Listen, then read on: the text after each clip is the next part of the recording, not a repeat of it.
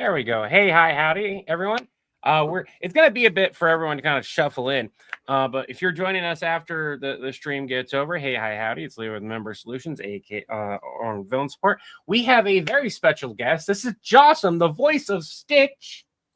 Hi guys, how it going? He also does Wolverine, You know it, bub. Deadpool. What in the knuckles is this? Did I imagine you bleeping yourself, or did you actually? No, I bleep myself. I mean, That was good. That was smooth. Oh man, I used to karaoke Tenacious D at a bar that had exclusively clean mics, and I got so good that I could, after a few drinks, still bleep every in the song "Cur Gently." It was good. It was good. All right. I had forgotten about today's live stream. This was supposed to be a scheduled thing because we had talked about in the past doing the Doctor Strange versus Loki, and it didn't happen because it didn't make sense, and the cameo needed to get done, and so on and so forth. And after rewinding and taking a moment to read things through and going back, I realized I really only had to tweak a little bit of the lines. But I still wanted to do the live stream so that we can get feedback live. We can look at things, look at the storyline that this involves, where Loki is apparently the Sorcerer Supreme, from my understanding, and he accidentally killed Doctor Strange's dog. So we're gonna look at the script. We're gonna read it. Jawsome is an hour ahead of me, I believe. I'm Mountain Standard Time. It's your Mountain, so it's 1 o'clock. I'm noon. Oh, you're behind me then. Yeah, behind. And you have a few hours to sit and chill with us and say hi. And I got some time. Yeah, you got some time. So, we got some time to tinker around with this, have fun with it. Some things to note here. Jawsome is doing this free of charge for us currently. So if I would love it if you guys would go to, you have a YouTube channel and it's just Jawsome, right? My YouTube channel, I think, is the PDX Wolverine. All right, if you want to drop that in chat, you should be able to type on the comment section, or whichever social media that you want. If you guys go show him some love on his social media channel, that would be great. Just like you guys do for Papa Popo. I don't know how much he posts over on YouTube. I know Popo does mostly TikTok and I guess Facebook and sometimes YouTube. And you have a Twitch too, right? I do not Twitch. I TikTok, YouTube, and then I'm on Instagram as Jaws Cosplay, and then the PDX Wolverine. Okay. So, and he also, you recently did a movie. You were in a movie. Yeah, it's one of those. It's currently stuck in production hell. Everything was shot. We did the ADR pickups. We had a scheduled release. And then there was one issue with the ADR for one of the actors. They and the director got a whole bunch of like stuff going on. And what is ADR? What does that mean? The audio recording. So you film the scene and the audio's kind of off. So then we go back in, we re-record the lines in the booth. In general, what we do is we'll play the scene, watch it, listen to it, and then try to recreate the line in a more controlled environment. So that way the audio can be nice and level. It was very interesting. The director, who was also the writer, who's also the sound mixer, wanted to do it as basically we were recording almost word by word. So he'd play like 2 seconds of it and we'd have to match, and then 2 seconds and match, and then all 4 seconds together and match. And it was the first time I've done it that way. That's interesting. I I've tried to do some clean line takes, and it's a little bit weird and hard to do. You guys have been live when I've had to try to redo things. So it's interesting that I'm guessing that happens quite a lot in the film industry, because I would imagine that they have to go back and clean up audio all the time. Yeah, I know. I've seen some clips of like, it doesn't want to let me link my YouTube to get into the comments.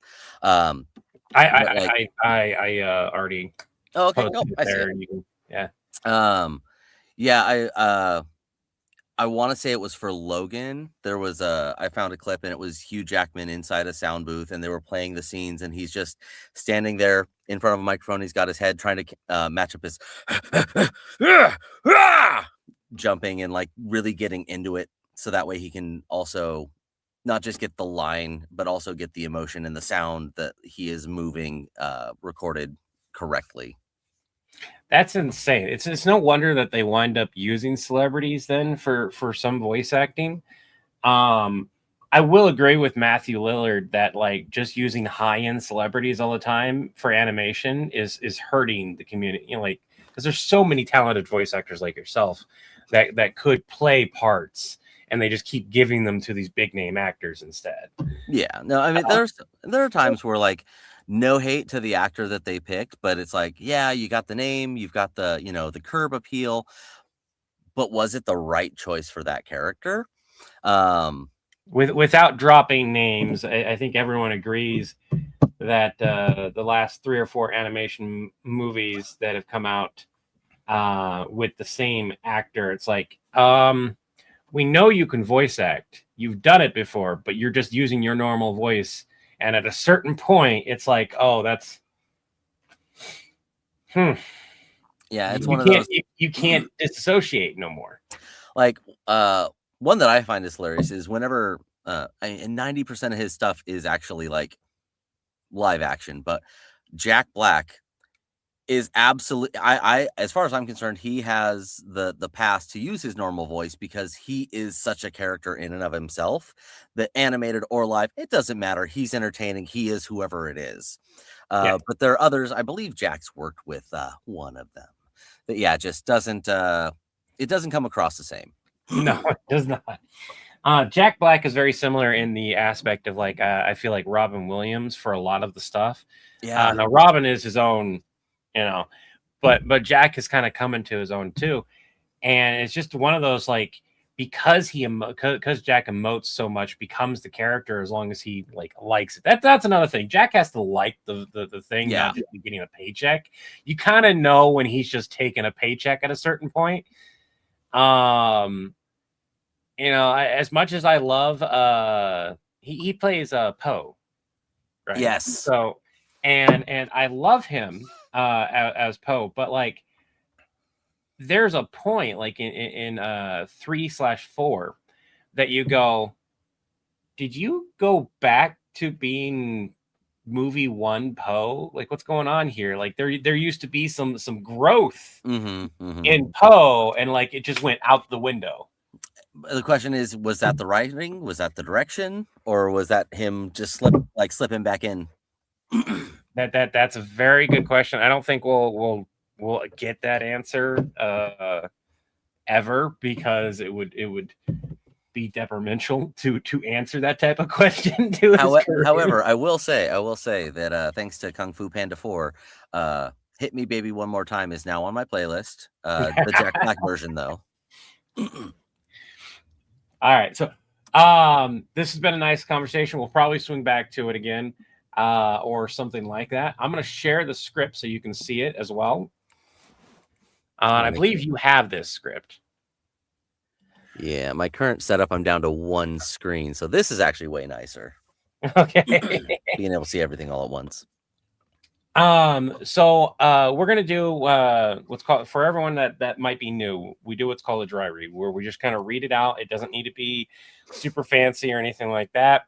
And because we're going to be working on the script, we're going to be taking feedback from both you guys as well as Jawsome here. And if you guys want to give some feedback, on the Doctor Strange voice that he might be doing, his range is much larger than what we've actually used him for.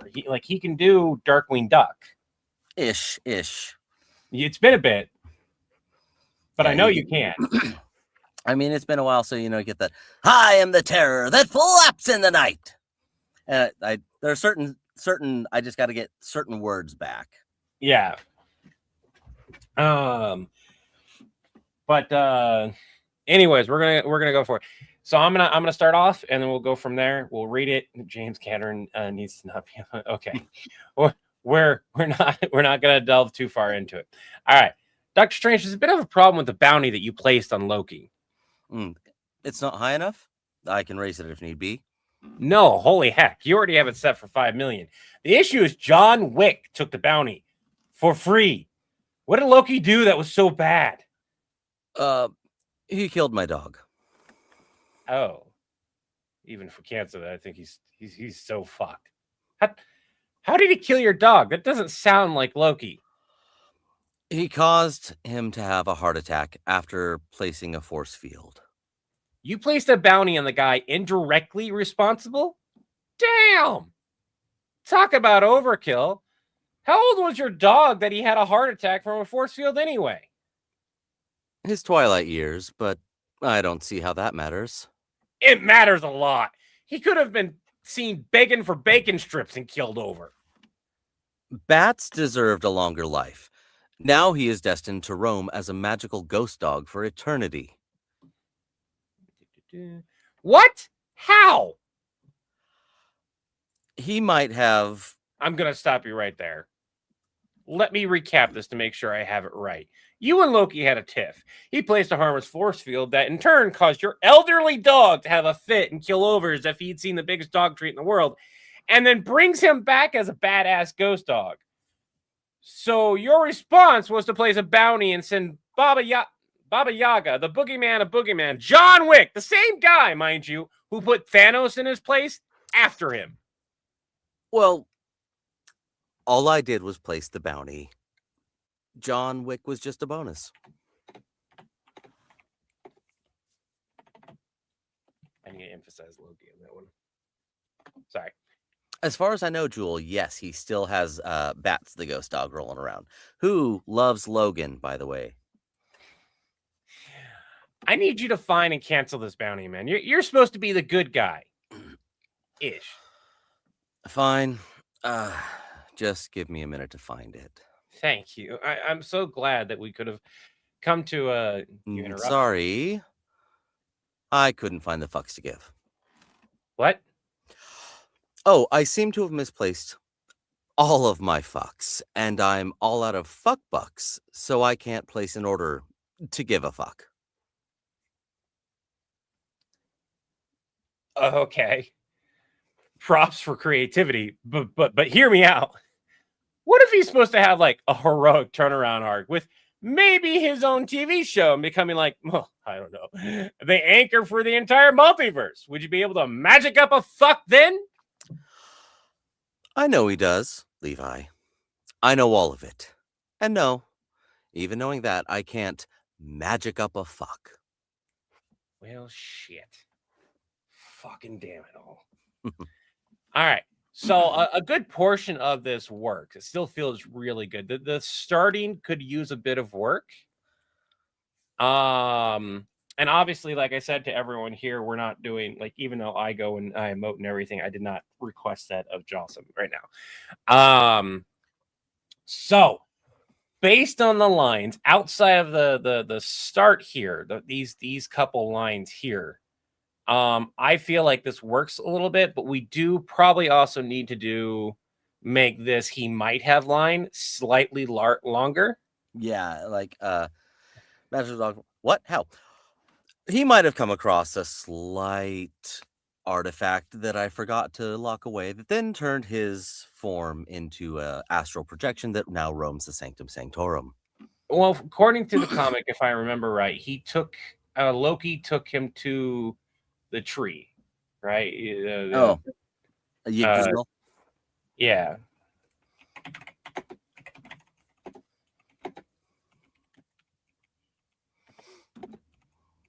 There's I'm not a big fan of using AI, but like for quick shit right now, Google is going to be what I'm going to use.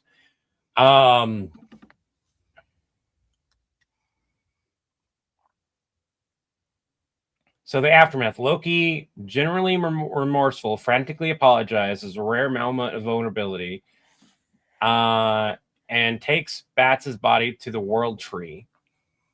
So that's probably right there where what we need to have. Okay. We need to have something along the lines of he might have kidnapped Bat's body and taken it to Yggdrasil, causing his soul to come back. And I can literally stop you at when you say this, because that's pretty much giving it away that, you know, he did this thing and he came back as a ghost dog. However, we don't actually know that he's a ghost dog yet. No, we do right here. You say the line right before it. Yeah, so that allows me to go bam into that, and then I just need to get back to the street. So this recap here needs to be slightly different here. I'm gonna stop you right there. Let me recap this to make sure I have it right. You and Loki have a tiff. I need to say have or had a tiff. Let's say had a tiff. He placed a harmless force field that in turn caused your elderly dog to have a fit and keel over as if he's seen the biggest dog treat in the world, and then proceeds to there we go. So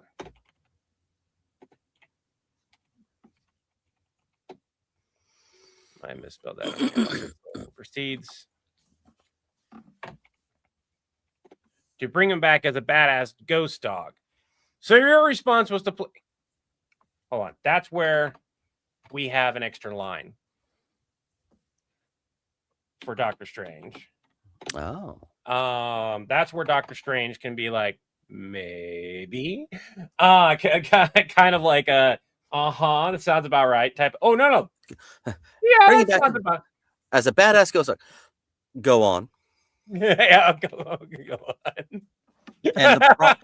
And the problem is, there we go. I like that. And the problem is and see, that changes my line.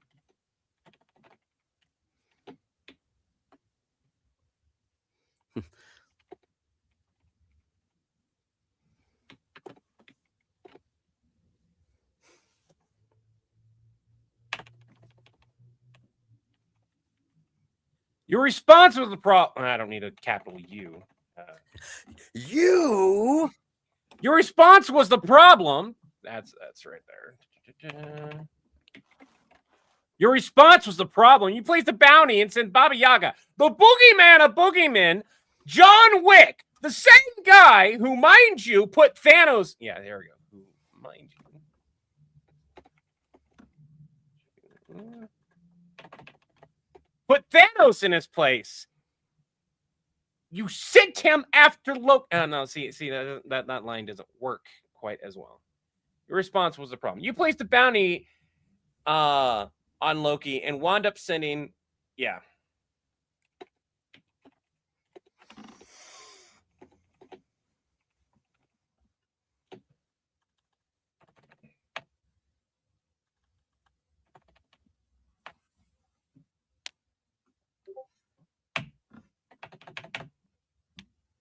Your response was the problem. You placed a bounty on Loki and wound up sending Baba Yaga, the boogeyman of boogeymen, John Wick, the same guy who, mind you, put Thanos in his place. Well, and then you go, well, all I did was place the bounty. All I did was place the bounty. John Wick was a bonus. Yeah. This line still feels like it needs a little bit of work. We might have to work on my line, but your line still fits. We still have to have my line be similar to what's currently here, but it feels a bit weird. You need to give it to Sam Jackson. Huh? You wound up sending Baba Yaga, the boogeyman of boogeymen, John Wick, the same motherfucking guy who put motherfucking Thanos in his motherfucking place. I would love to have that in there. Little too and much. I Little too originally, much. no, you're cursing is fine. We're 20 minutes in. Hmm. No, the problem was that it didn't feel good when I did the line. Because so like your response was the problem. You place the bounty, and like when you go through everything else, right? The line itself Yeah. by itself, you look at it and you go, oh, that's a really good line. But when you add it into everything else, it winds up detracting from the sketch Okay. Yeah. rather than helping it. Now, one or two fucks would be great. John fucking Wick, the same guy who, mind you, put Thanos. Yeah, see, that's where I could do the fucking part. Instead of overemphasizing it, like I get it. Normally you would, but your response. Okay, let's. We still have to work on the beginning, but we'll finagle it a little bit. Doctor Strange, there's a bit of a problem with the bounty that you placed on Loki.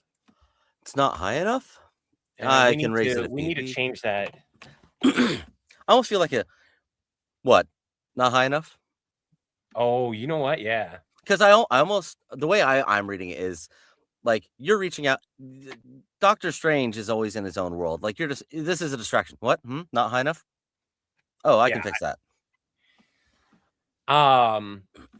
Doctor Strange, there's a bit of a problem with the bounty you placed on Loki. What? Not high enough? I can raise it if need be. No. Holy heck. You already have it set for $5 million. The issue is John Wick took the bounty for free. What did Loki do that was so bad? He killed my dog. Oh. Even if we cancel it, he is so fucked. How did he kill your dog? That doesn't really sound like Loki. He caused him to have a heart attack after placing a force field. You placed a bounty on the guy indirectly responsible? Damn! Talk about overkill. How old was your dog that he had a heart attack from a force field anyway? No, his twilight years, but I don't see how that matters at all. It's really... Yeah, no, it can literally... I shouldn't have a comma there. Oh, I was like, that feels like an interruption, so that's a period? Yeah, no, that's a period. Okay. That's literally just Doctor Strange being... I don't see how that matters. It's twilight years. I don't see how that matters. It matters a lot. He could have seen bacon for bacon strips and keeled over. Bats deserved a longer life. Now he's destined to roam as a magical ghost dog for eternity. What? How? Oh, Loki might have taken Bat's body back to Yggdrasil and... Yeah, I like that. Good call. I'm going to stop you there. Let me recap this to make sure I have it right. You and Loki had a tiff. He placed a harmless force field that in turn caused... I don't know why caused your elderly dog to have a fit and keel over as if he'd seen the biggest dog treat in the world, and then proceeded to bring him back as a badass ghost dog. And the problem is? Your response was the problem. You placed a bounty on Loki and wound up setting Baba Yaga, the boogeyman of boogeymen, John fucking Wick, the same guy who, mind you, put Thanos in his place.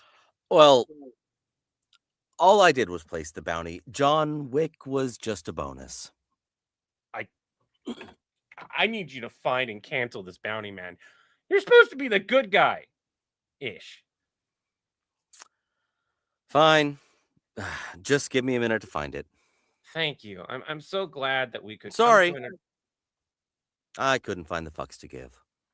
What? Oh, I seem to have misplaced all of my fucks. And I'm all out of fuck bucks. So I can't place an order to give a fuck. Okay. Props for creativity. But hear me out. What if he was supposed to have a heroic turnaround arc and maybe his own TV show and becoming like the anchor for the entire multiverse? Would you be able to magic up a fuck then? I know he does, Levi. I know all of it. And no, even knowing that, I can't magic up a fuck. Oh, shit. Fucking damn it all. I like that. And even though I'm not a huge fan of the start has changed just slightly enough that it works. I don't think I can I don't think, unless somebody has a better idea for an opening line, I think that works really well to set the stage of what's going on.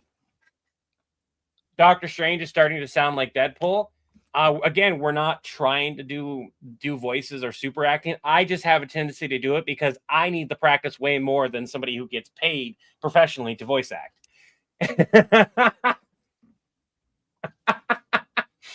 This motherfucker over here does this for a good portion of his living.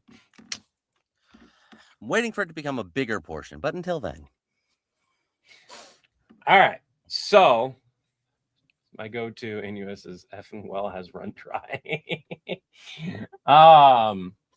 So I Marvel Comics rule of 1 F-bomb per.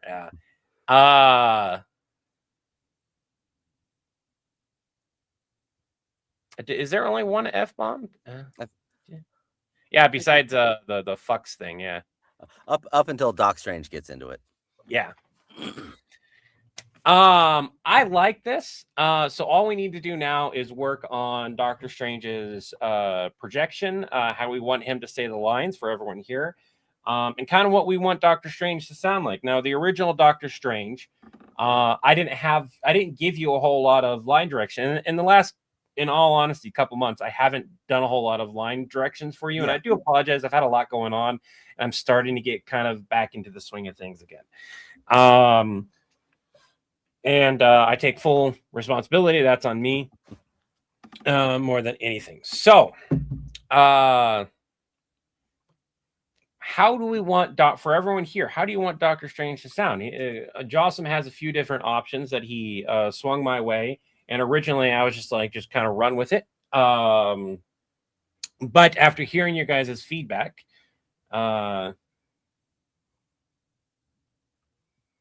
so this is Pride Month. I'm not going to touch anything with Harry Potter in it. Yeah, no, that's a good choice. No, if Chris decides to, that's on him. But I just sent him a message talking to him that we, yep, and he has no intention of doing anything with Harry Potter or J.K. Rowling this month either. So we're just moving onward for that. Anyways. So let's work on Doctor Strange. Russell, no. We're working on a sketch right now. How do we want him to sound that isn't going to make him sound like Deadpool, obviously? That still allows you to have those projections that he kind of needs. Like Doctor Strange saying, "What? Not high enough? I can raise it if need be." Absolutely needs to have that nonchalant, I'm interrupting him. And then, we get into the conversation relatively early of we should start hearing his emotions starting to shift up until he does the "I don't give a fuck" type of thing, right? Because he's talking about his dog that he loves. Yeah. So right here, I think you had a perfectly good reaction. That nonchalant, what? Not high enough? I can raise it. Not high enough. I can raise it if need be. I almost I would love to. Vincent Price is not one of the characters I've ever come close to or tried to emulate. But I almost feel, because Benedict Cumberbatch has been there so long. Doctor Strange is now more of a deep, right? Yeah. So what? Not high enough. I can raise it if need be. He killed my dog. We don't necessarily need to worry about that because I'm going to also have Doctor Strange on screen. So if you have a desire to do a higher voice for Doctor Strange, we can do that. We can work with that. I mean, I feel like he's more of a mid to low range in general, just because Dr. Haughty, still very full of himself. Okay. Kind of that, not British, but puffy looking down his nose-esque. So the one line that's going to give this away, really, because everything else is kind of going to, you're not going to necessarily be monotone, But until you get to the bats deserved a longer life, you don't have this huge emotional check. You're gonna have a little bit of emotion, and he killed my dog. That's gonna be more of a he killed my dog. You know, you're gonna have that little growl in there. He caused him to have a heart. You're gonna have pretty much the same. You have not had the level of there, and this is a defensive type of line. His twilight years, but I don't see how that matters. And then you go, it matters a lot. I go, it matters a lot. And this is where you fucking you get angry. Like you should have that moment of bats deserved a longer life. Sorry. Go ahead. Sorry. No, yeah. Sorry. I was running over with you. Sorry. But yeah, I was like, I'm gonna drop this down. Bats deserved a longer life. Bats deserved a longer life. Now he is destined to roam as a magical dog for eternity. I really like that because you have that emotion in there. And then he gets checked almost immediately by having to acknowledge that Loki brought him back. Yeah. Loki might have taken Bat's body to Yggdrasil, and this is where we could probably do like an italic. Loki might have taken Bats' body to Yggdrasil, and do you want to say World Tree instead? Would that be easier? Whatever you think works, because there's Yggdrasil, World Tree. What do you think would sound better? I mean, because Doctor Strange is in these realms and everything, so he would absolutely know Yggdrasil. Yeah, and he would say that versus the World Tree. For everyone here, if he says the name of the World Tree, are you guys gonna know? Is the general public going to know? Is that going to be something that people are going to be like, what's that? And I feel like Doctor Strange also wouldn't clarify it to you because the Acme support teams obviously know about these worlds. So saying and Levi especially has been around long enough, he should know it. Yeah. Levi is technically older than Doctor Strange. Well.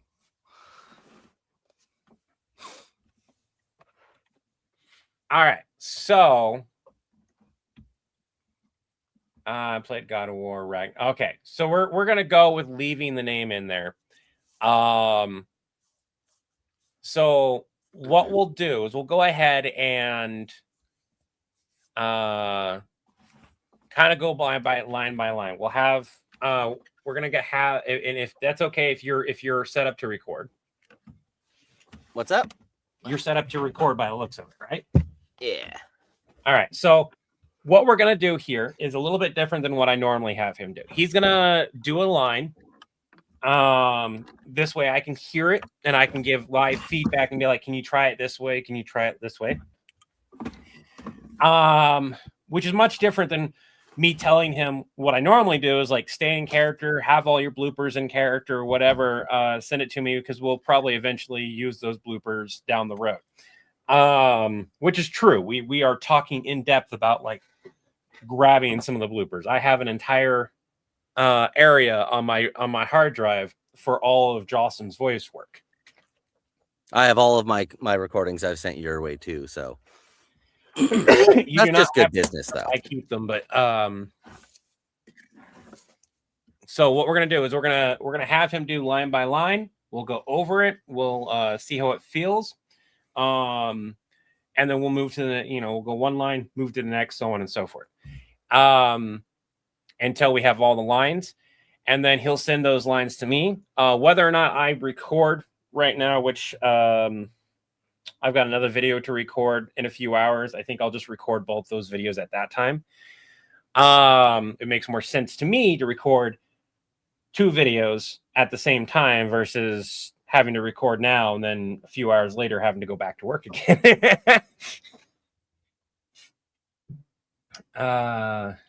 Game 4 or 5, you're spectating this one. Sod Law says Levi will end stream just as I'll try not to do that.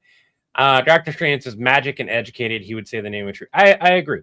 And you know what, Sandra, that is a great editing note, actually. Da, da, da, da.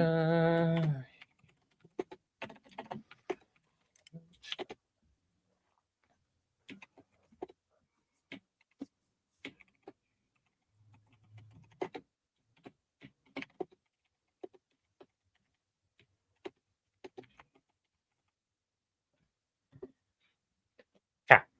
So I got a nice editing note. When you are ready, go ahead and do the first line, and I will shut up. So just act like you've already said yours. Do you want me to say mine and then you do yours? Because this way I can mute and you don't have to worry about your mic picking up me in the background. Oh yeah, no. All right. What? Not high enough? I can raise it if need be. Can we have you do that line just slightly slower, like with more of that, not like you're busy doing something, so you're half like paying attention, like as if you're reading a book. What? Not high enough? And then you kind of like pay attention. I can raise it if need be, type of thing.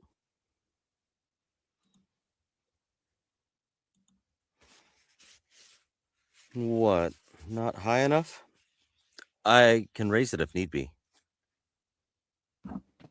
I like that.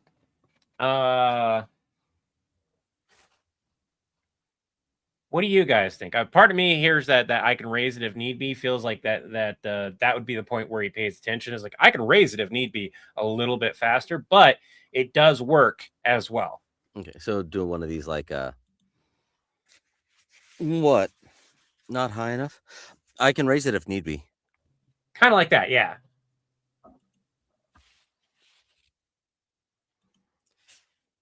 What? Not high enough? I can raise it if need be. I like that one. Okay. All right. When you say distance, do you mean like distance from the mic? Or do you mean distance kind of like what he said, where you are kind of like where he's a little further out away? Because I like the line he just did. We're about 30 seconds behind, Jawsome, by the way. It takes about 30 seconds for them to kind of come in. Is the crinkling plastic intentional? What crinkling plastic? I don't hear. Do you have crinkling plastic on your end? Oh, I grabbed something just as a prop to look at. It might have caused a little fuzz. Do you want to see if it caused it on the line? Yeah, let me just. You mean bored? That particular what not high enough that he did on that last take, I feel is great. It is somebody answering the phone as they're busy. It's not a bored response. It's a I need to take this phone call. This is somebody I'm going to talk to, but I'm also kind of busy doing something else. It's less bored. The first part makes strange sound. Well, we don't want boredom. We want I'm doing something else. Boredom, his entire line would be like that. He wouldn't care. Yeah, that'd be more of a not high enough. I can raise it if need be. Versus and that makes the whole line more monotone than what we want, especially for a video that's in the first few seconds. Now, if this had been, let's say, in a movie or in a 10-minute script or something like that, and you are 5 minutes in, we can have that monotone. Your attention is on the whole thing of everything going on now. But when you're first trying to get locked in, and this happens on everything, movie, television, everything, however you start the thing is going to set the tone. So a horror movie will draw you in by doing something either A, having a really picture perfect scene turn horrific, B, you start off with this spooky vibes, or C, and this is probably the most common, is you do a mixture of the two where you have kind of like things going on, but then the music doesn't match the happy vibes that are being shown, right? Something is going on, but something doesn't match, and you get that ooh, something's funky. Chucky is a good example of this, where they start out the show. Same thing with Nightmare on Elm Street and Jason, the first movies, all kind of start that similar fashion of like something's okay or something's not okay. I love horror movies. It's a great example of the differences in filmography that you can use to tell a scene. Anyways, We're moving on to the next one. He killed my dog. I want you to have like that similar that I can raise it if need be, but I want you to add a little bit of a growl to it because you're kind of getting a little pissed at just the thought of remembering what he did. He killed my dog. He killed my dog. That's more of a he killed my dog. I don't know. Yeah, that's more of a sarcastic smartass thing. Which granted, Doctor Strange, but we quite haven't gotten there yet. I feel like the smartassery would be right here in his Twilight years line. Gotcha. Right now, this is him going over like he killed my dog. Like you have a slight growl to it, maybe at the end of it when you say the end of the killed part. Yeah. Okay. He killed my dog. He killed my dog.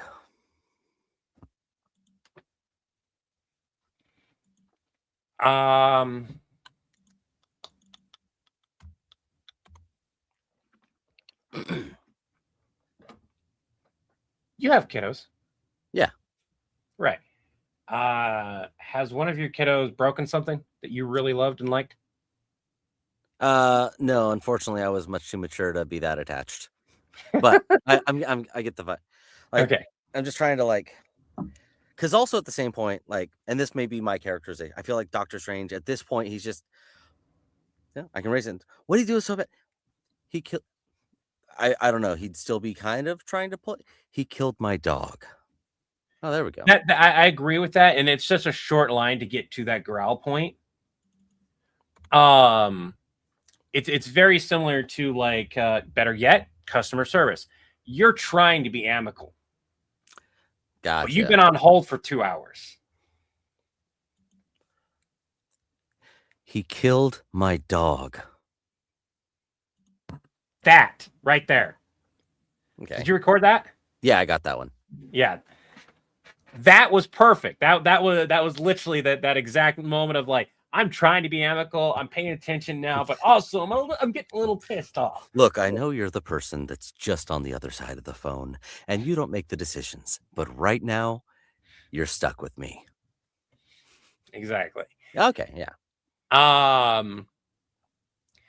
And having to re-explain an event. Yeah. We're moving further into that. Even if we cancel, he is so fucked. How did he kill your dog? That doesn't sound like Loki. He caused him to have a heart attack after placing a force field. Good. You placed a bounty on the guy indirectly responsible? Damn! Talk about overkill. How old was your dog that he had a heart attack from a force field anyway? His Twilight years, but it doesn't... Oh, sorry. His Twilight years, but I don't see how that matters. I interrupted you on accident. The way you started that first take was perfect. Like that defensive his Twilight years. And then I would probably quickly say the line. So like you did before, his Twilight years, but I don't see how that matters. Like you go back to being angry.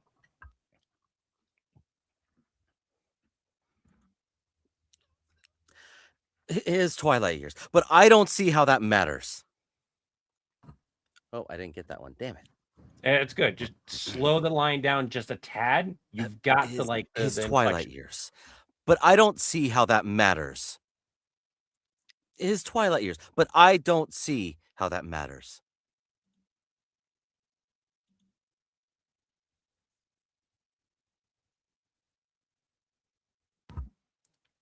Do you want to play back that last one to see how fast it sounds?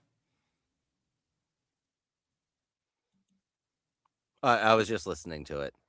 All right. So that last one, was that still a little too fast? It feels just a little bit too fast. Go ahead and be like his drag out the like the defensive marker, and then go. But I don't see how that matters. Okay. His twilight years, but I don't see how that matters. Perfect pacing.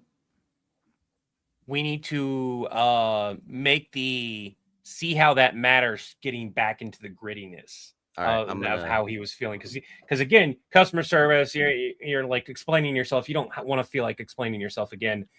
This has been explained a million times.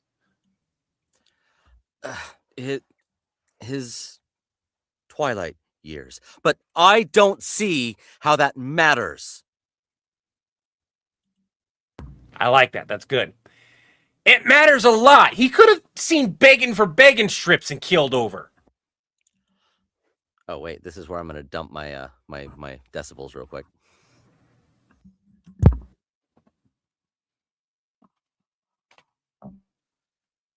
Bats deserved a longer life. Now he is destined to roam as a magical ghost dog for eternity. Now he is destined to roam as a magical ghost dog for eternity. Can I have you do one more line with the ghost dog for now he's destined to roam as a magical ghost dog for eternity? Mm-hmm. But do it like now he's destined to roam as a magical ghost. Like keep doing like how you're doing, but at that eternity, go like for eternity. Like fully lose it at the end there. Bats deserved a longer life. Now he is destined to roam as a magical ghost dog for eternity. I like that. I want all those takes just in case. You'll get them. Okay. What? How? Loki might have taken Bat's body to Yggdrasil, and then we cut it at the, and then I go my line, and I'll do my line for everyone here. I'm gonna stop you right there. Let me recap this to make sure I have it right. You and Loki had a tiff. He placed a harmless force field that in turn caused your elderly dog to have a fit and kill over as if it's seen the biggest dog treat in the world, and then proceeded to bring him back. And then Loki, I need to emphasize Loki. And then Loki proceeded to bring him back as a badass ghost dog. And the problem is? Your response was the problem. You placed the bounty on Loki and wound up sitting Baba Yaga, the boogeyman of boogeymen, John fucking Wick, the same guy who, mind you, put Thanos in his place. Well, all I did was place the bounty. John Wick was just a bonus. Go ahead and say... Yeah. All I did was place the bounty. John Wick was just a bonus.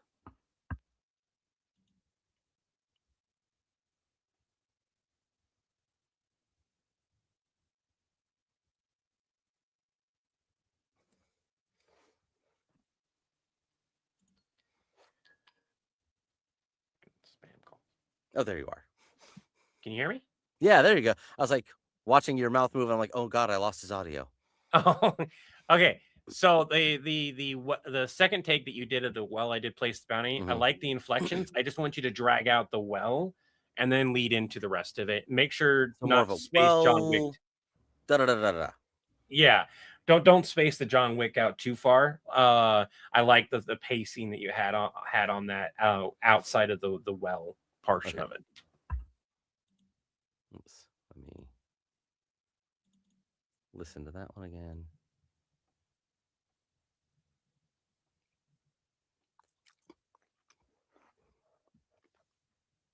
Oh yeah, that was a lot of space in there. John, Wick.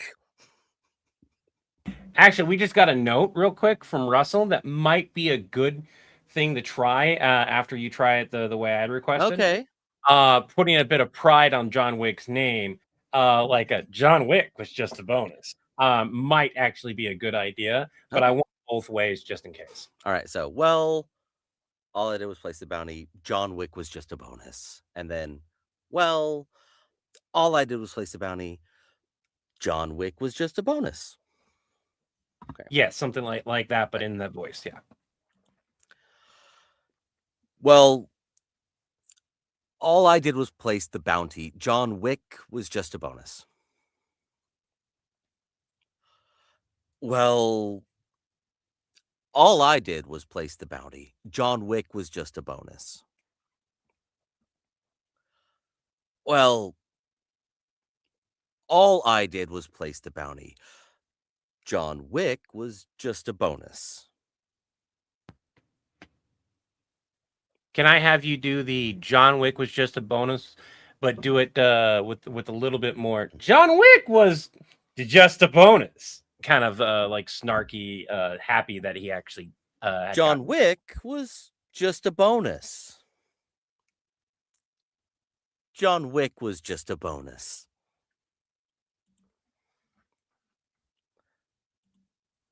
Well, all I did was place the bounty.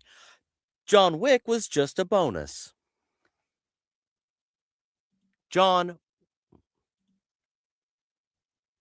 Wick was just a bonus.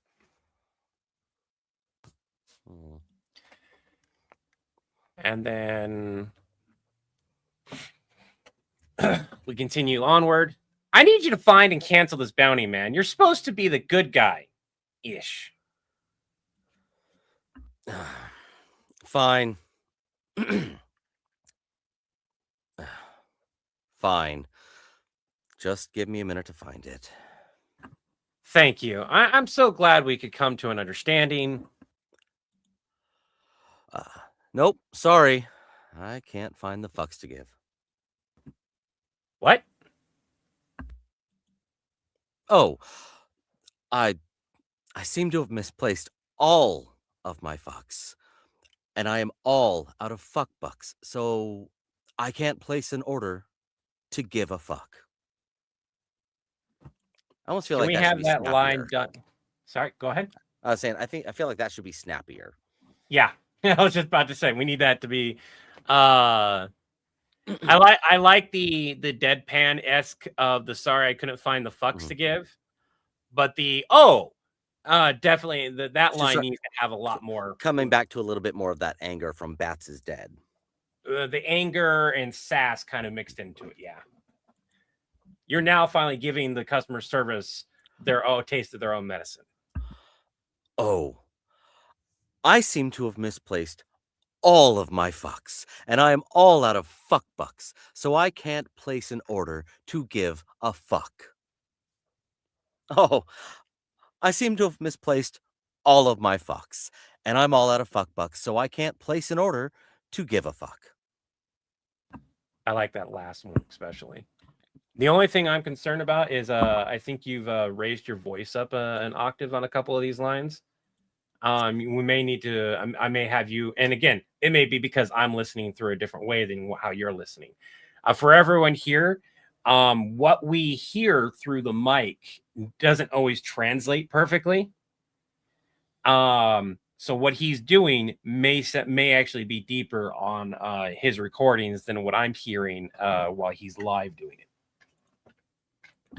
That happens with recordings too. You guys are watching the recording, listening to it, but then the angle and the sound quality is much different with what I'm recording on than it is with me being live. But I do like the inflection, the pacing, the way you said that last line was perfect. The only thing I would say is like if you hear it and it sounds good. So I'm gonna try. Here, let me. I think I might have had a couple in that one. Oh, well, apparently recorded a bunch of nothing. Where's the last line that you recorded? Oh, I'm finding it. Okay.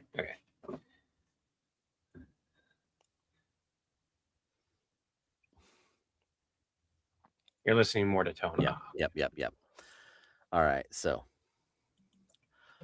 Oh, I seem to have misplaced all of my fucks, and I am all out of fuck bucks, so I can't place an order to give a fuck. I think bringing it down gives me a little bit different, like where I can hit that intonation.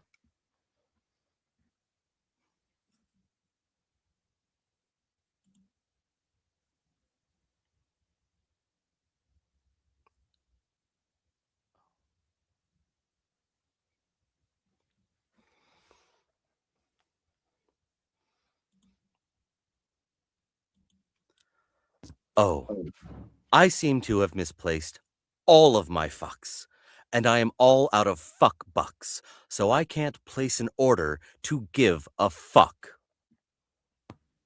That was a good one. There we go. I had to find it and then do a bad one, listen to it again, do a decent one. There we go. And Russell, that's because I'm muting my mic so that he's not hearing double in his headphones when he's trying to do a line. Oh, you can't wait. It says you can't hear me. They should be able to hear you. If they can't hear both of us, I've got you registering on my screen, so it should be good. Okay. And it could also be that we might have gotten muted on Facebook and not know it. How dare they? Those bastards. No, we say the F-bomb enough. Oh, well, and right there we might have hit our limit. We don't get paid for the live stream, so I don't care. As long as it doesn't hurt the actual channel, it doesn't matter. So we do the props for creativity line. Props for creativity, but hear me out. What if he's supposed to have a heroic turnaround arc with maybe his own TV show and becoming like the anchor for the entire multiverse? Would you be able to magic up a fuck then? And this one, like, you're I know he does, Levi. I know all of it. And no, even knowing that, I can't magic up a fuck. So I almost feel like instead of magic up a fuck, I almost feel like Levi's just in the wrong spot. Maybe like oh, Levi, I know he does. I know all of it. And no, even knowing that, I cannot magic up a fuck.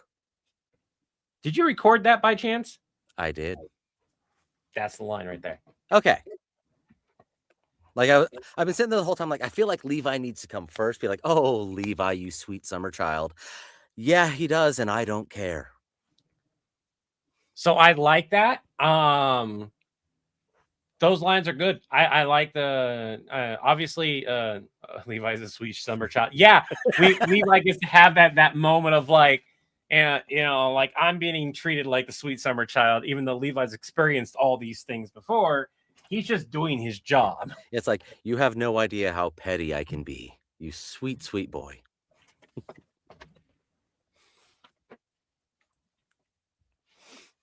Levi was petty enough to send Deadpool into the Star Wars universe. Okay. So what would that look like, Russell? Oh, Levi. Even if I could magic up a fuck, I'd sooner summon that little blue demon from Hawaii.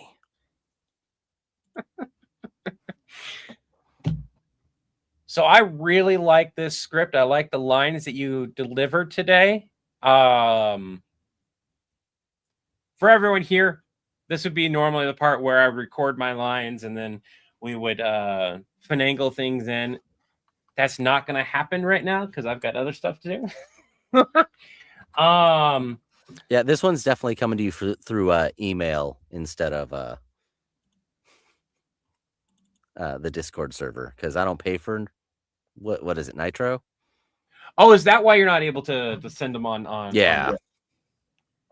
Oh, okay. That makes sense. I wound up transferring files enough that it's worth it to spend like $3 on Nitro. Most of the stuff I end up sending is under the limit, so yeah.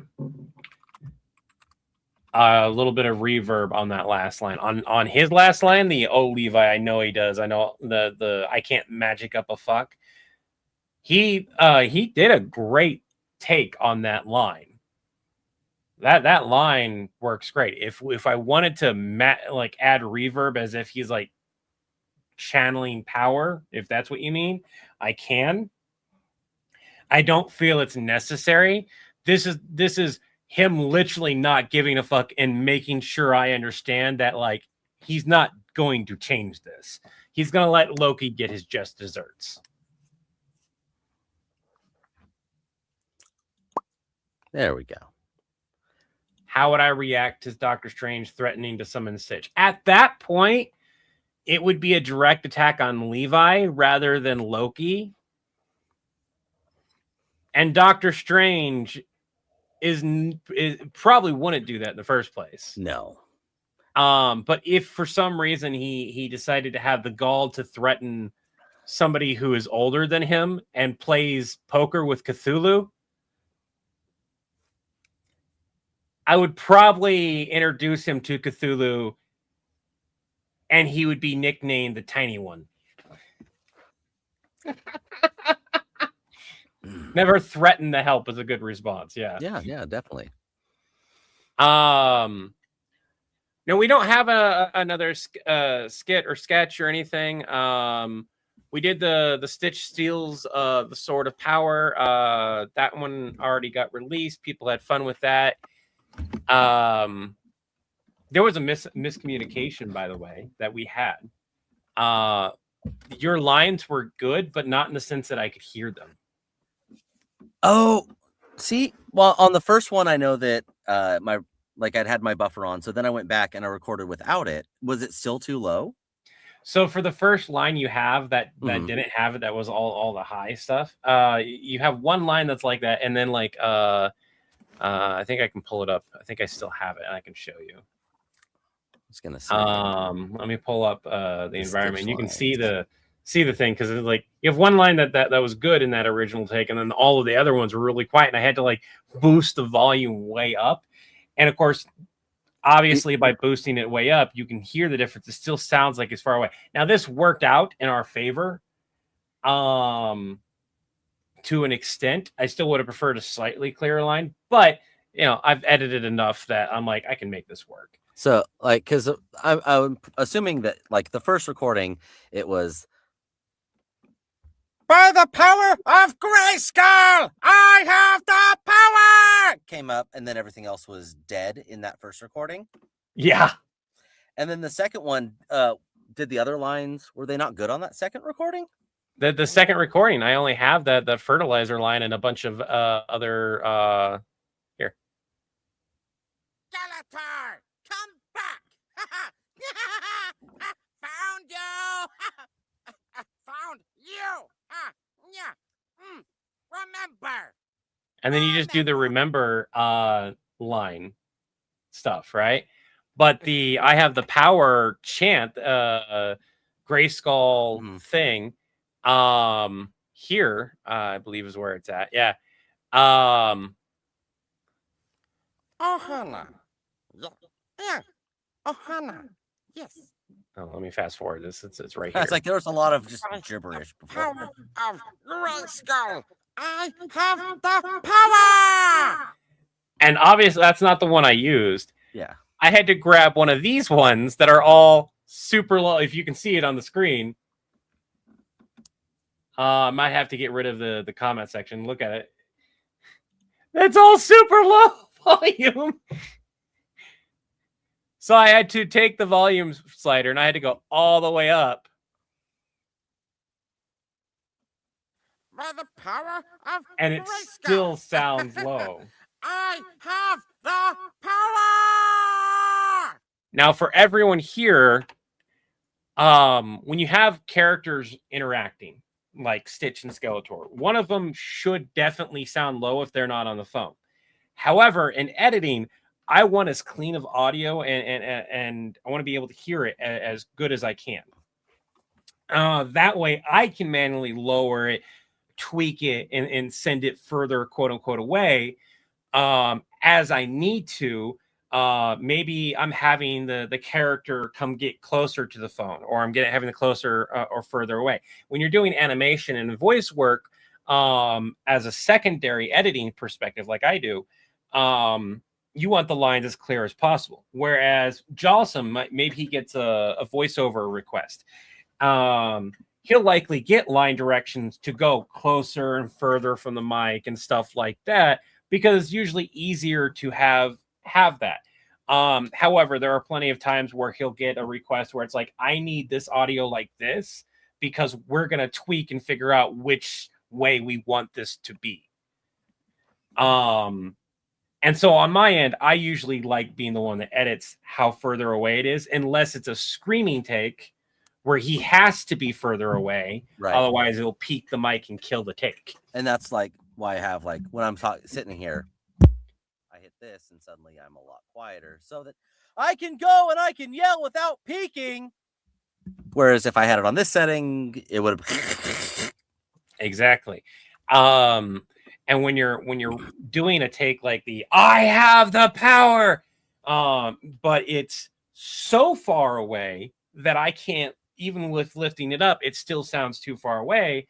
On an editing perspective, that makes it limited based on what I can do. Now, again, we got it to work. It worked. And I think that was mostly just like, you're like, oh, I didn't get the line. It was too low. And I was like, oh, well, I yelled for Grayskull, so they had to get it. So I just lost everything else. I didn't realize that half of the Grayskulls weren't there. That, and again, when I reread our conversation, I was like, there's a miscommunication that happened here, and it's too late for me to address this. I have to have this out before the movie gets released. That was and normally we don't have timetables on a whole lot of things. Like the cameos have had timetables. This wasn't a cameo, but it did have a timetable because we wanted it out before the movie came out. Yeah. That way it would gain traction and possibly get some stuff during the movie, after the movie. And it did. And it's still getting traction right now. Woo. I don't need that up. I don't need, what is this? I don't need that up. We got Doctor Strange, got that. Now, are you able to do any of the Spider-Man? Like, can you do Tobey Maguire or Holland or anything like that? I have not tried, so it'd definitely be one of those, like, I'd have to watch him for a second. Like, because I know, like, Tobey's is very, like, he kind of talks down here, and he breathes a lot, and then you get Andrew Garfield. That's, you know, he's a lot of head shaking. No, and he is ADHD, non-medicated ADHD squirrel moments. He is by far my favorite Spider-Man. Tobey was my favorite Peter, and then Tom's like a nice middle ground for me. So yeah, I definitely, well, yeah, Tom is definitely like perfect, like good for both. He's a good split. Like he's got what he needs in the Peter side. He's got what he needs in the Spidey side. Like he encompasses the character fully, especially because he was the age the character should be, or at least very close. Yeah, he was the right age, the right look. He had enough of the like self-deprecating, but also like to make fun of everything else. And this isn't light, and I'm just gonna smile through all the pain. Like that was peak. My thing ended up. The reason I loved Andrews so much was it literally came down to the carjacking scene where the guy pulls a knife. He's like, oh, is that a knife? Oh! And just like screwing with the guy. I'm like, that is Spidey. This is my favorite. I love that. And Tobey Maguire was by and far the Spider-Man that I grew up with. And I agree for the perspective of Peter Parker / old school Spider-Man. Yeah. It's especially old school. The way that he was like originally written to be a little bit on the older side. He was nerdy, but the girls still were into him. And it's like, I don't get this, but yeah, Peter's a player. You're right. And Definitely that worked for Toby. But a lot of the Spider-Man comics and shows and everything that most people grew up with was a lot more quippy. Yeah. Which is why not Holland, Garfield Spider-Man was so well received, but his Peter didn't quite land. Peter Parker. He like put the mask on him, bam, he's Spider-Man. Parker didn't quite land that. Toby was a good middle ground. If you go, this is the 70s, 80s era Spider-Man, that's him. 90s, I would say mid 90s to late 90s, early 2000s Spider-Man would be Garfield. Yes. And then Holland is like encapsulating the character as a whole. Yeah. Like he hit the head on the nail as a whole. That was perfect casting. I don't think in my lifetime, at least, I will see another casting that good. That was such a good casting. Yeah, no, I'm looking forward to him as many times as they're going to give me a live action Spider-Man and Tom is still a viable option. I will try to see that every single time. Now, if you take in for because I say the live action wise, I know we have Nicolas Cage as Spider-Noir. That's entirely different Spider-Man that we're talking about. It is. I agree that Nick as that character, both in the animation and from what little I've managed to see so far of the live action, fit really well. By the way, have you seen it yet? I have not. I've seen parts of it on TikTok, both in color and in black and white, and I'm like, I fucking hate the color. I wouldn't even attempt to watch the colorized version. Just like when Marvel dropped Werewolf by Night, I watched it in black and white. And they're like, "Oh, we're doing it in color." I'm like, I don't care. No, that was definitely supposed to be a black and white feature. Perfect. Spider-Man Noir needs to be black and white. One of the podcast groups I work with, we're actually going to be doing a reading of one of the Spider Noir web series later this month. Can you do it, Nicolas Cage? Oh, probably God, no. Like he is so just exact. And I don't watch enough of him. I don't. He's one of those like punishment, like good punishment. It hurts, but it's fulfilling to watch a Nick Cage project. I like the fact that he fought for the color version for the kids. That makes sense. Yeah. Because like he performed and did a bunch of things for the black and white specifically. But he was like, we need to have color for the kids. The fact that he was like he went to bat for that, and it probably wasn't a very hard go to bat as much as the interviews make it sound. I don't think it was. I think the making it true color type of thing, the extra expense of like, let's make it as pretty as possible, everything looks picture perfect color, might have been the hard sell. Right. But in color, I don't think it was a hard sell at all. Because I guarantee you they were filming with colored cameras and they just put a black and white over it. So I was like, oh, well, this is easy. We'll just take the filter off. Yeah. Thought just hit me. Is it feasibly possible that Net Warrior Mega Man versus Replicitch invading the interwebs of a Mega Man that's... So Replicitch was reset. Replicitch no longer exists. If you watch the... probably, but when you watch it all the way through, what happens is that that world gets reset, so as if Stitch was never there.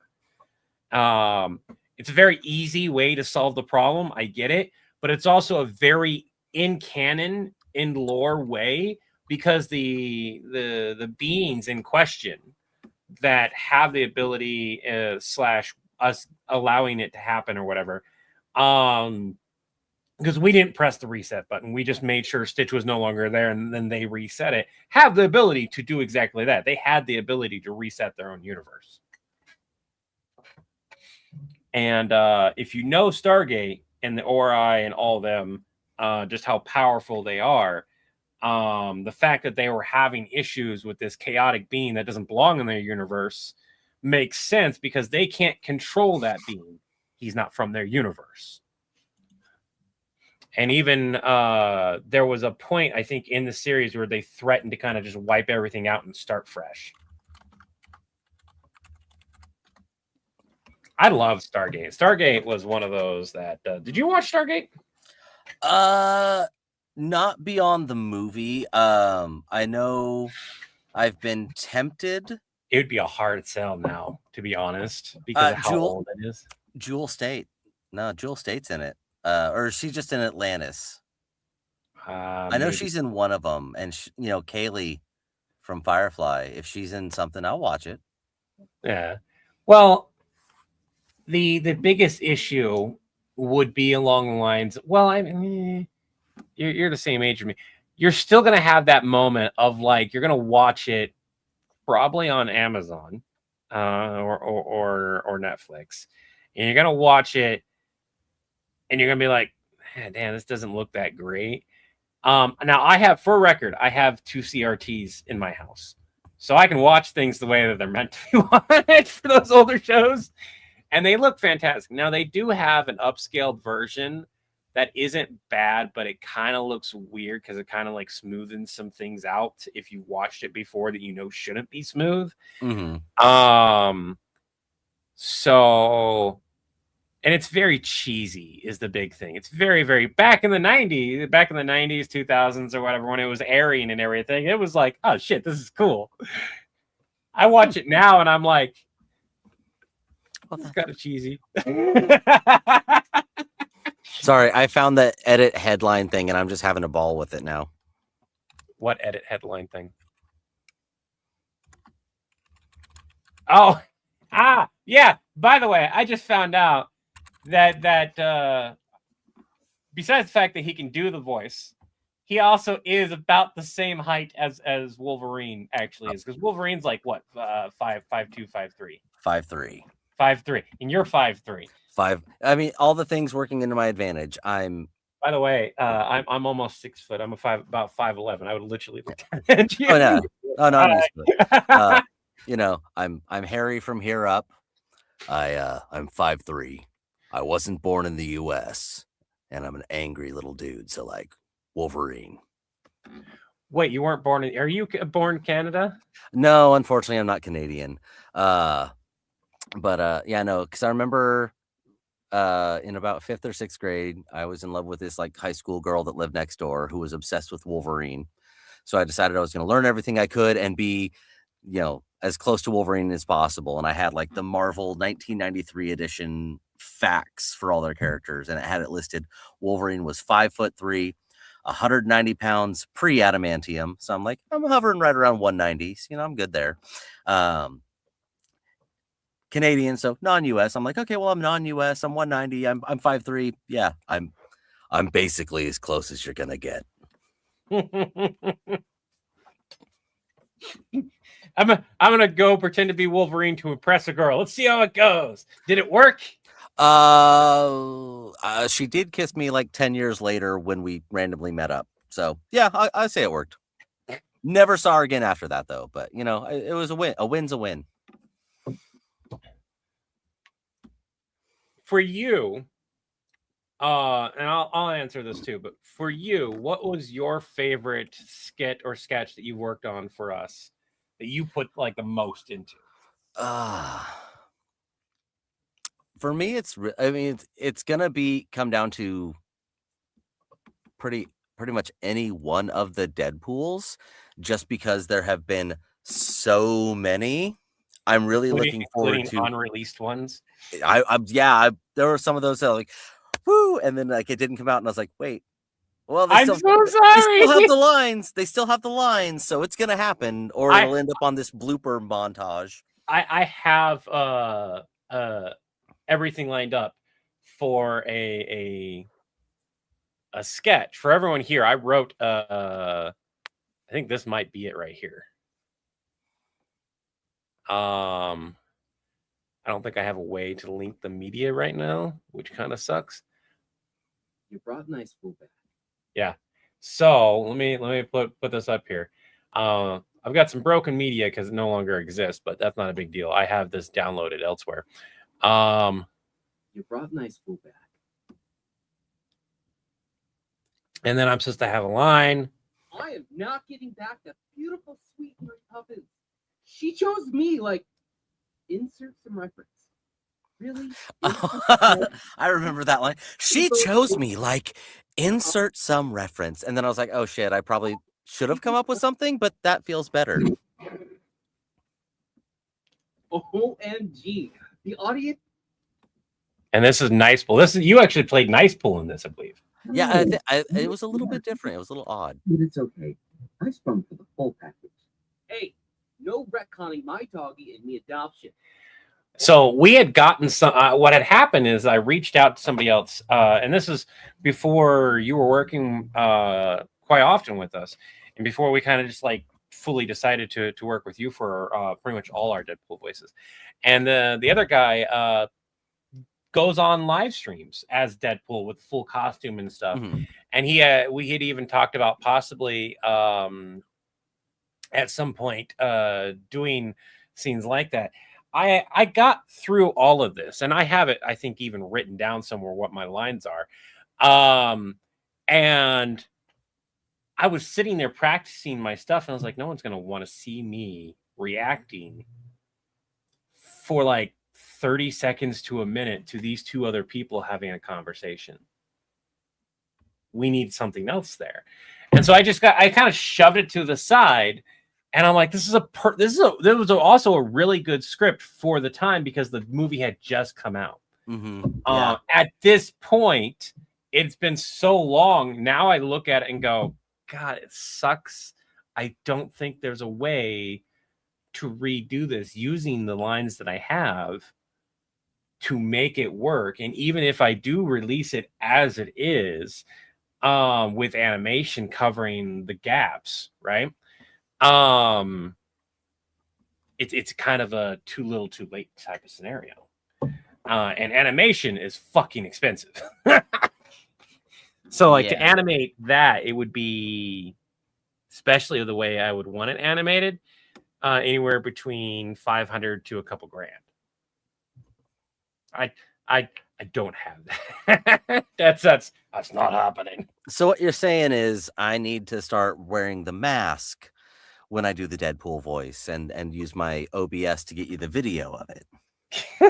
As lovely as that would be, that's a hit and miss as well. When I have like 30 seconds of, again, two different characters reacting, and I'm sitting there on the phone like, hello, I'm here. Stop having a conversation between you two. You're like, I'm here. Zip it, redhead. We're talking. Calm down, Levi. Have a beer. We'll be with you shortly. I don't drink. Have a Fresca, then. That's a thing.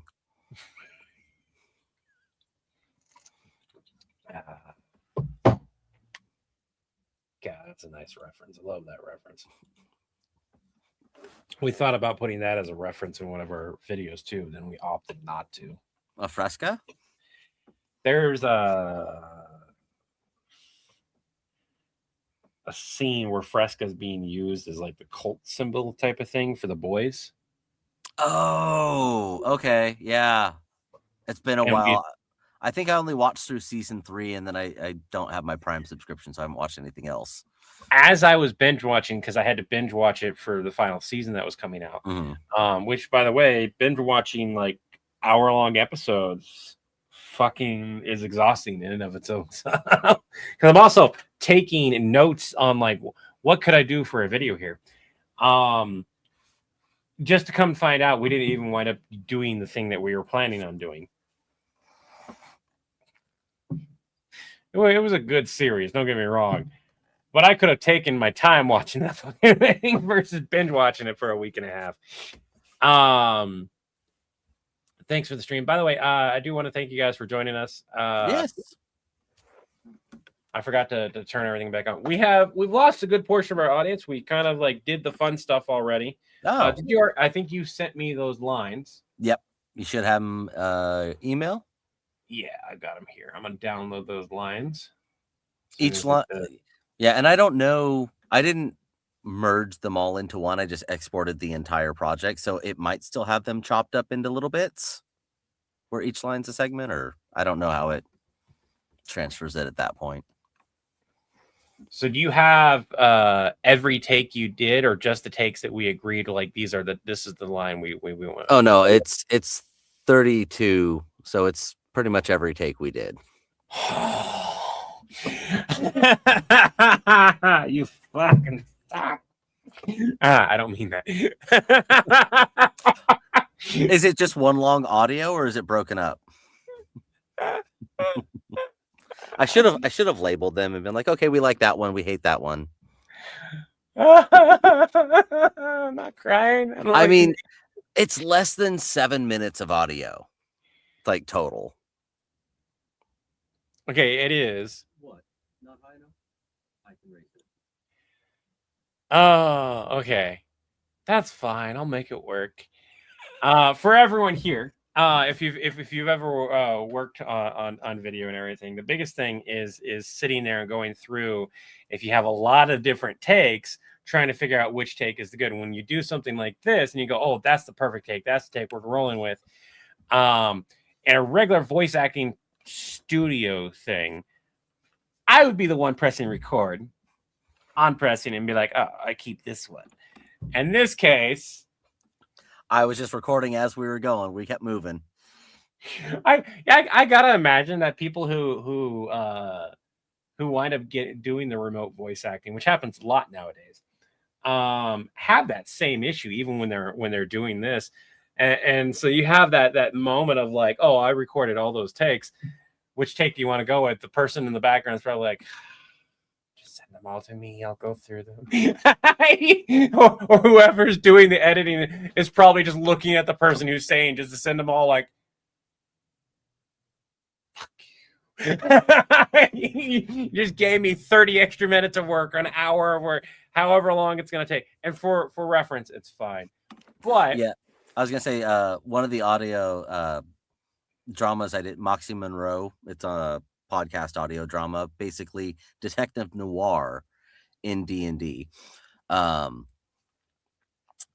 We went through, we did my section with two of my co-stars. We did it all as a live recording, and every single line they wanted 3 different takes on it, but they were the ones recording everything, and then they had us do secondary recordings, but they never told us what take they liked. But they're like, yeah, go ahead and send it in. I was like, it's like we were on this call for like an hour and a half. Have fun. Oh my god. I would suspect that's a slight bit easier than what I'm going to have to do, because I have to put all those things. I have to cut every single one. Then I have to pick the take, and then I have to line that particular take up with my thing. So what I do, because I don't do what Chris does. I don't time myself. One of the things, here's a secret I didn't tell you guys during, if you guys are here, those who are here, yesterday's thing, Hey, Skeletor. The Skeletor video. There's a part where Chris isn't speaking, and if you look here on the editing screen, which you can't quite see it because I can't zoom it in, but it's if I go to the speed, if you look at the speed, it's slightly faster than it should be, and that's because he had too long of a pause for the actual line given. Because the way Chris films, and props to him for being able to do this, I'm going to say that. He'll do his lines and he'll count in his head 1, 2, 3. I should probably have a face here, 5, 6, 7. He can do that, and it's not bad. It's not. There are problems, and I've had him refilm when it's like for the Stitch series or something like that. I've had him refilm and be like, "Hey, can you use the line here to listen to it so you can react like at this exact moment here?" And what he'll do is he'll be like, "Oh, I need to react at 5 seconds," and so he'll count. And we make it work. We do. However, then there's moments like this where it's like, I need to speed this up. And thankfully, he It was doesn't easy. have a I turned him whole into lot a of cute, fluffy movement. little flea-bitten four-armed fool. So you can't tell that it's being sped up because it's just sped up just barely. Just slightly. Yeah.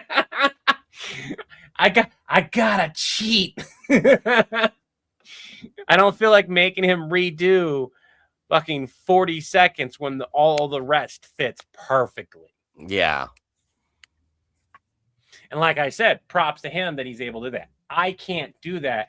I have to do what they do in the industry. I have to do what they do when they film. I need someone to say the fucking line. Because that's what they do. The green screen, everything like that. Somebody else offhand says it, even if it's not the correct inflection or anything. They kind of say it, at least in the pacing that it's being said, so that person can react. Yeah. And if it's done well enough and you have a good enough actor, you get that really good take. Instead, what I do is I sit there and I finagle and I go, so if we pull up the script as an example, and we show my screen again, if I can get my screen to show. Oh, there it is. So I'll go, I'll start my thing over here. I'll go 1, 2, 3. And then I'll press play. I'm like, Doctor Strange, there's a bit of a problem with the bounty that you placed on Loki. I'll press pause. It'll have a line there, and I'll put that recording in that place. And I'll go back and I'll do that again. And I'll have to finagle it a few times. So I'll have to say that line a few times before I even press record, because I'm going to do that for the entire sketch all the way down. I'm going to line all the audio up and all the takes that I'm going to use up. And then I'm going to press record and I'm going to try to have everything correct. And you guys have been live here. For those of you who've been live, you have seen me screw up because like the audio will play beforehand, or I'll say the line like a perfect way, but it's slightly faster than what I had scheduled. So now I have to stop it, rearrange the recordings. Do that awkward. Okay. Yeah, pretty much. And so something that is a minute 30 can wind up taking me 2 to 3 hours to do. Yeah. Takes so much fun. But the benefit is like my reactions are much more natural. They have like near perfect timing to perfect timing, especially if I line them up perfectly and I'm able to mimic that. A lot of that comes down to, do I have the energy to record and do this by the time I get around to recording? And if I have the energy and everything, that's when I can usually nail it. If I'm starting to feel tired though, I'm having to force that energy out. That's when things I screw up a lot more. Does that happen to you? Like when you're lower energy and you're trying to do a line or something like, yeah, it like you'll have a specific emotion needs to come out and you're just like, I can't force this. I hate it. Or like you just can't get that push to go from here to here. Like you can't get that. You get a. So and one so of the just gotta come back at it later. One of the voice actors that we worked with before that did the Constantine voice for us, right? Constantine. For those of you who want me to be particular, teen, whatever. John Constantine, he's from Jersey. The Constantine. One of the videos was the Constantine versus Voldemort, and at first he didn't want to do it because he's in the LGBTQI community, as I am as well, and I believe you have family and so on. Actually, I was in full Wolverine getup earlier, right before I jumped on with you. My fiance's kid, the school district allowed the kids to form a big LGBTQ group. Oh, that's cool. And they host a parade every summer. So we went and walked the local pride parade with them right before I got on with you. So I had to get home, change out of everything, and then jump in here. That's really cool. And at first he was like, I really don't want to do that because J.K. Rowling. I was like, hold up, read the script and let me know beforehand because of what I'm doing in the script. And he read the script and I was like, oh, I'm all for that. So we did that. And obviously it came out way before private. but we're not doing any Harry Potter. To make sure anyone is wondering, we're not doing any Harry Potter or J.K. Rowling stuff for the entire month of June out of respect for that community. I like poking holes into the books. I like throwing a wrench into it. I like doing that because it's not respecting the writing at all. It's literally going cute to it. It's like, this was a piece of paper. And it's a thanks, J.K. Rowling, for making this. I'm going to take this and I'm going to use it to pay for my kiddos' meals. By the way, I'm LGBTQI. Part of the community that you hate. I'm not going to say that everyone do that. That's your own prerogative. But have you had a project, whether it be ours or somebody else's that you've done, that you've looked at and go, I don't want to do that, but you still did it because it was a paycheck?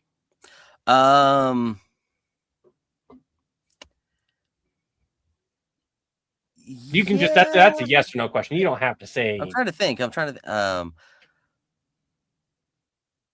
Yeah, and it was because I'd already been paid for it. Like they prepaid me and then sent me, and I'm like, this is dumb. Like, and was so it one of ours? No, it wasn't one of yours. Like I was like, hey, I value feedback. Yeah, no, I absolutely would be like, hey, what's up with? I mean, even while we were recording earlier, I'm like, this line would be better this way.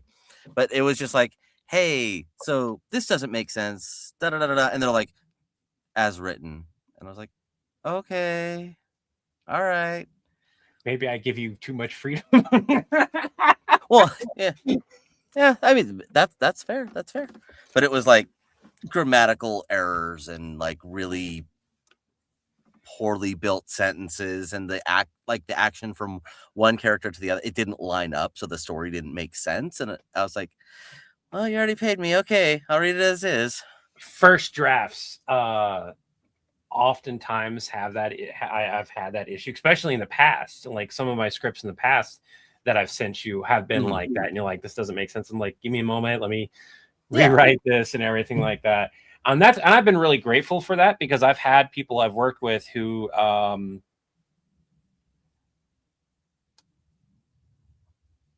said bad shit about me. I got nothing but nice stuff to say about you. I'm okay with feedback, to be clear. And I'm okay with feedback. I'd prefer somebody tell me like they have a problem with my script and be like, hey, this doesn't make sense the way it was written. Because there have been times where I've written something out, I've been out of it, and I got approval, and I sent it out before it's finished. Yeah. And that's on me, and I should be held accountable for that. I don't need to be held publicly accountable for it, though. No, that should be a private thing, because you're getting paid. That's a conversation that needs to be had. Now, I get where that person might have come from, where they paid you and they want it as written. I've had that happen with me and Chris have had issues with lines that we have for each other sometimes.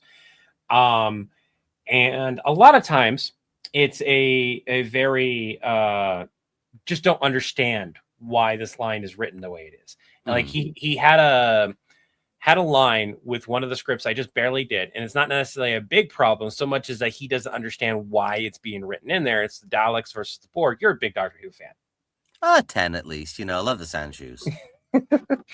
And one of the lines I have is, last time a team up worked, a 2,000-year-old Satorian showed up to deliver a message and asked a question that caused all-out war. Oh, Rory. See? And that's a thing where this is Daleks versus Borg. They're trying to work together. It's going to get brought up. That specific thing. That makes sense. Yeah. So I need to have that in there. And Chris was like, he didn't know it, right? Now, we have learned to talk to each other a lot better, but there's also been times where we've outright said, line is written. Yeah. And like, absolutely, between you and I, like, you've sent me stuff, I've been like, and we'll go back and forth. And there have been a few times you're like, I really want this line. And it's like, okay. Like, that's part of it. Sometimes you can be collaborative. Sometimes there's a very specific thing that needs to be said. Roy didn't give the doctor's message. What is the message? He did give the doctor's message. The doctor's message was, would you like me to repeat the question? That was the message. And I have that in the script, actually, which is why he brought that up. Because he brought it up, can cut this, lose nothing, speed up the sketch is what he brought. And he sent it to me, and I was like, no, that has to remain there. So the whole little part that quote unquote can cut that we can't cut is last time a team up worked, a 2,000-year-old Zatorian showed up to deliver a message and asked a question that caused that all out war. Nervous. John does a nervous laugh. No way. Levi, back to Levi. Dude literally showed up, asked where his wife was, and delivered the doctor's message. John goes, what was the message? Levi goes, would you like me to repeat the question? I'm telling you, John, every time it just evolves into them fighting each other. Let them monologue it out of their systems, otherwise there's not going to be any more Borg. Together, however, they might just stand a chance against the doctor. Maybe. Acknowledging that they're probably not. Yeah. No. And it's that the would you like me to repeat the question is the message. Thought the doctor's message was everything. No, it was literally quote unquote. And this is something you miss if you don't have captions on, by the way. Yeah. If you don't have captions on, it's a semantics type of thing where Chris has gotten on my case about how I word things. And I'm like, I get where he's coming from, where if you're not paying attention to the previous context, it doesn't make sense. But that previous context matters if it's a spoken thing. And if you have captions, you can highlight it. And because I use captions all the time, I got it right off the bat because it's the quotations of this is his message. And then all those explosions happen more as happenstance because now they're fighting against each other. Yeah. Because no one wants to be the person who is holding the end of the stick. They're all like, nope, not me. Peace out. No, we're good. Well, when you watch Doctor Who the first time, your ex disliked captions. Well, they were wrong. Agreed. Me and my spouse, whenever we do watch something, they like having captions on too, which is really nice. Like when I was way younger, I was always like, oh, this is. And then as I got more into acting and different things and looking over scripts, the captions part became like, oh, this is a way like to really kind of connect to the story or understand it better or understand the words and kind of, I don't know. I use it more now as a reflection tool of the acting with the words together. So. And for me, I grew up with captions because of my hearing issues. So I've always used them. And one of the reasons why I like anime subtitled more than I like it dubbed most times was for the same reason. Now, there's still anime that to this day, like I tried watching the subtitled version of Trigun recently with my kiddo, and it wasn't horrible at first. Okay. And then you get to the voices of the girls of the insurance ladies, and they are the very classic back in that time frame Sailor Moon super high pitched, like way too young sounding voices. And both me and, like, don't get me wrong, some of the extra voices were like, oh, that's a weird voice for that character, but whatever, they're an extra, whatever. You get to characters who are gonna have to listen to for huge swaths of the episodes. I'm like, I can't stand that. Both me and my kiddo were immediately like, turn it off, kill it, it's dead, no. Which brought into the conversation of like, there is American dubbed anime that transcends the barrier even over in Japan. And Trigun and Cowboy Bebop are two of those examples that, like, even in Japan, they got the voices right. Yeah. Sometimes. So sometimes it's that. And then sometimes it's like, and this is probably because I've watched most of my anime now with subtitle and Japanese voice acting.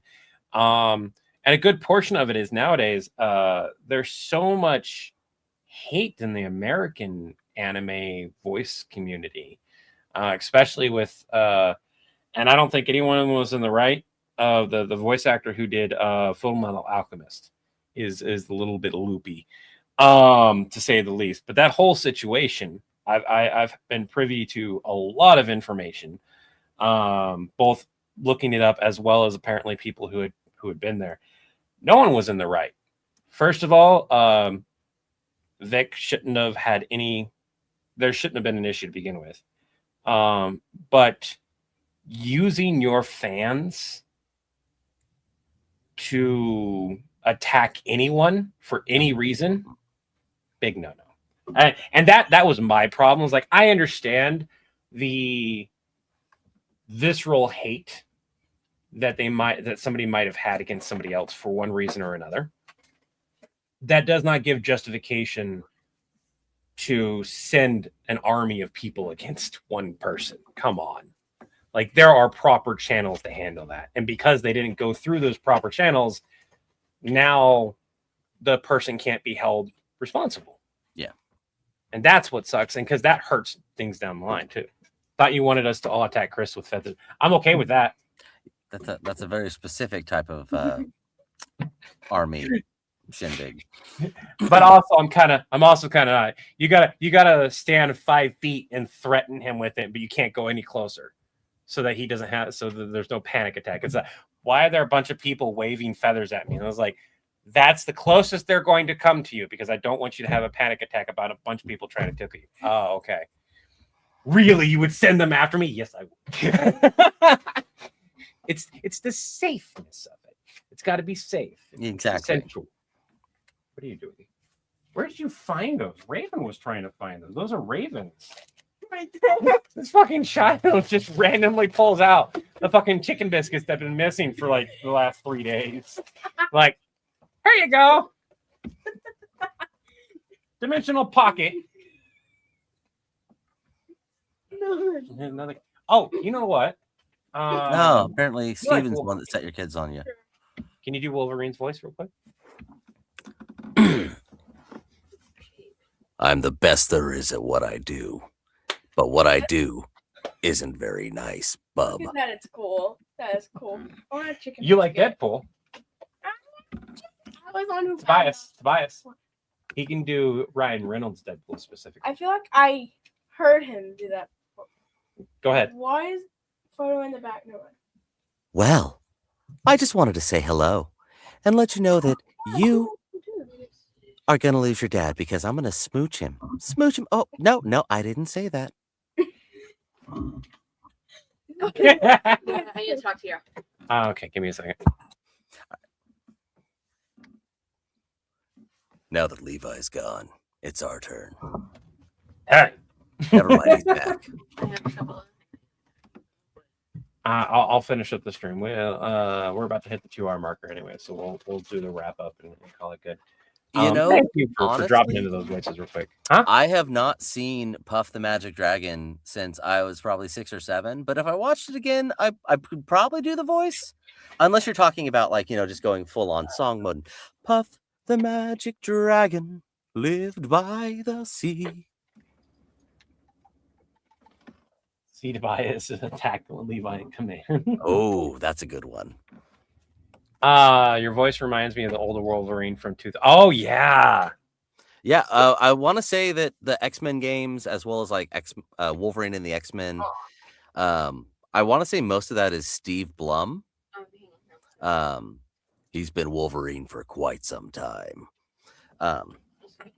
My favorite was Cal Dodd, who actually I got to meet a couple years ago, but he did the he does X-Men 97's Wolverine. He also did the original 90s X-Men animated. That whole I go where I wanna go. Out of my way, pretty boy. But you still get that gravel on both of them. So what's another voice you might be able to do that we would recognize? Besides the ones that we've already said and done. I don't know. It's weird. I can like just shoot stuff off that like when I'm out in public, whenever someone's like, oh, what voice is it? It's like, yeah, well, Hi-ho, Kermit the Frog here, reporting to you live. Wah! Have I heard that before? I don't know. Like Zoink Scoob, I've got the munchies. Can you do Goofy? No. You already. Yeah, I sent you the Goofy. I'm ish. Gosh, Mickey, I didn't know about that. Which you're very close. It was because it was between you and Popo, and Popo fucking nailed it spot on. Like I it was don't normally do a 100% lot of the Goofy. Disney guys at all, so Yeah. Sorry, get up. Give me a minute. All right. We're gonna go ahead and wrap it up. I'll do a Joker-esque voice, Palpatine thing, something dark side. We have the cookies. And then Joker. Hey, Batsy! It's been a wonderful, fun time. Let's go ahead and end it with a bang. Yeah. I cut out though. me and I don't know. Popo's super talented. Is but we do have. I've got kids asking me for my attention and wanting to stone you. What did you do? They hurt. I'm gonna be calling my kids here in a little bit too, so Battle of the voice actors to the death of vocal cords. No, so like I have to record later, so I can't have my vocal cords go out. But anyways, Taylor of Terror. Oh, you want me to do Taylor of Terror? I'll do Taylor of Terrors, and then we're done. This is the Taylor of Terror. Very campy-esque Valen voice, which I absolutely love. Now Jawsome's like, motherfucker, you've been practicing. I don't even know what that is, but the moment you hit it, I was like, okay, that's eclectic. That's elastic. And as far as Pandemonium, we don't have a voice for Pandemonium yet. We're gonna see how I love the campy villains. I love them so much. They're so fun to do. Huh? Anyways, we're gonna wrap it up here. I want to thank everyone for joining us, especially our guest Jawsome. Now, Jawsome, do you know the ending? The Have an Acme Day. Have an Acme Day will be a product as a product of villain. Have an Acme Day will retroactively build your account. Do you know that?